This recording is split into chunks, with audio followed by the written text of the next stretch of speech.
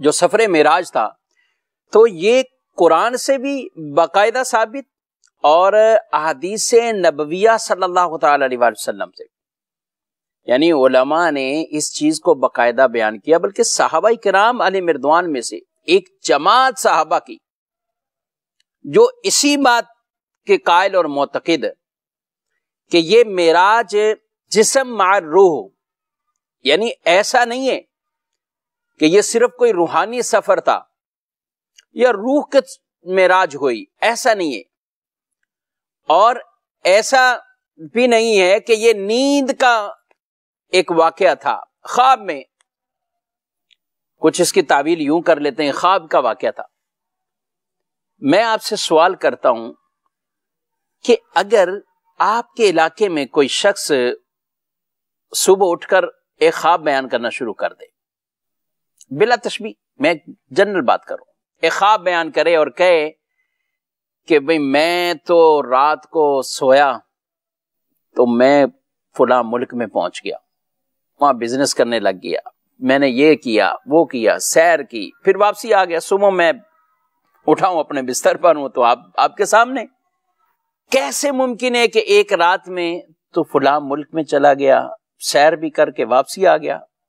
کیونکہ سامنے والے کو پتا خواب سنا رہا ہے۔ اچھا، جن کے ذہنوں پر مکہ مکرمہ، مدینہ منورہ یہ تصورات رہتے ہیں تو وہ خواب میں بھی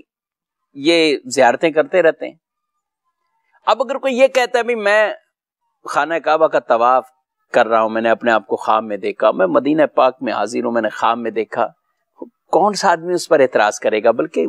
کہے گا بھئی اچھی بات ہے، بشارت ہے، اعتراض کوئی نہیں کرے گا۔ اعتراض جب ہی ہوگا جب دعویٰ آگے سے مختلف ہو، اور کوئی دعویٰ یہ ہو کہ جسم کے ساتھ، تو رسول اللہ صلی اللہ علیہ وسلم نے اگر کفار کو یہی کہا ہوتا میں نے نیند میں دیکھا، میں نے خواب میں دیکھا، تو کافر شور نہ مچاتے، پھر ایسا معاملہ کہیں نہ ہوتا، پھر آگے اس طرح کے شور مچانے والے، نشانیاں طلب کرنے والے، علامات پوچھنے والے، مسجد اقصی کے بارے میں سوال کرنے والے یہ نہیں ہوتے۔ رسول اللہ صلی اللہ علیہ وسلم کے دعوے کے بعد، اعلان کے بعد، بتانے کے بعد کفار کا شور مچانا اس بات پر دلیل ہے کہ آپ صلی اللہ علیہ وسلم نے خواب کی بات نہیں کی، روحانیت کی بات نہیں کی، صرف روح کی بات نہیں کی، بلکہ آپ صلی اللہ تعالی علیہ وسلم نے جو اپنے معراج شریف کا سفر بیان کیا گئے وہ اپنے جسمانی طور پر یہ بیان فرمایا ہے، تبھی تو انہوں نے ایسے ایسے سوالات کھڑے کر دیے۔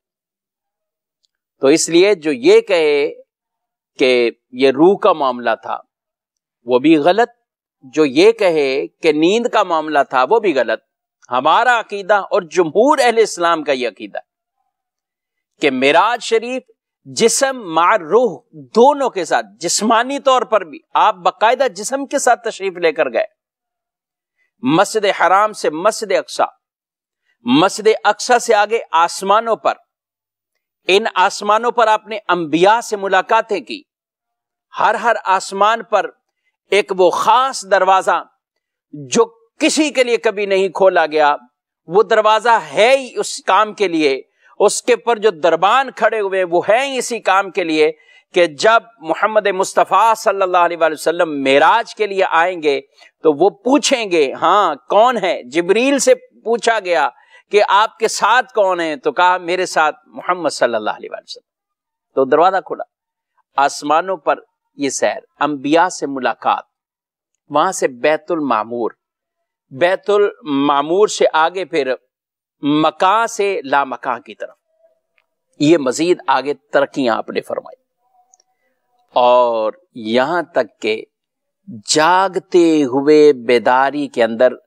آپ نے اللہ پاک کا دیدار کیا ہے، اللہ کا دیدار کیا۔ یہ رسول اللہ صلی اللہ علیہ وسلم کی معراج ہے، یہ جمہور اہل اسلام کا عقیدہ ہے، یہ اکابرین صحابہ اکرام علیہ رضوان کی یہ رائے اور وہ اس پر معتقد تھے، اور اسی لیے ہمارے علماء نے یہ تقسیم کر کے بیان کیا کہ مسجد حرام سے مسجد اقصی جو 15ویں پارے کی یہ پہلی آیت مبارکہ کے اندر اللہ نے فرما دیا ہے، تو یہ مسجد حرام سے مسجد اقصی تک یہ قرآن کے حکم سے ثابت، اس کا منکر وہ کافر ہے۔ اور اگلا جو سفر بیان فرمایا کئی صحیح معتمد حدیثوں سے، اور ان کی تعداد سینکڑوں کے اعتبار سے، کہ اتنے صحابہ ان کو بیان کرنے والے، اور فرمایا کہ یہ جو آگے کا آسمانوں پہ جانا، انبیاء سے ملاقات کرنا، یہ جو اس طرح کی یہ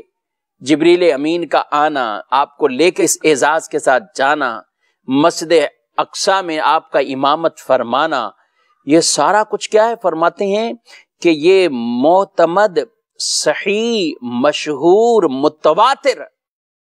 یعنی اتنی تعداد ہے یہ حدیث کے اندر کہ ان کی تعداد حد تواتر تک پہنچی ہوئی ہے، اس کا انکار کرنے والا وہ گمراہ ہوتا ہے۔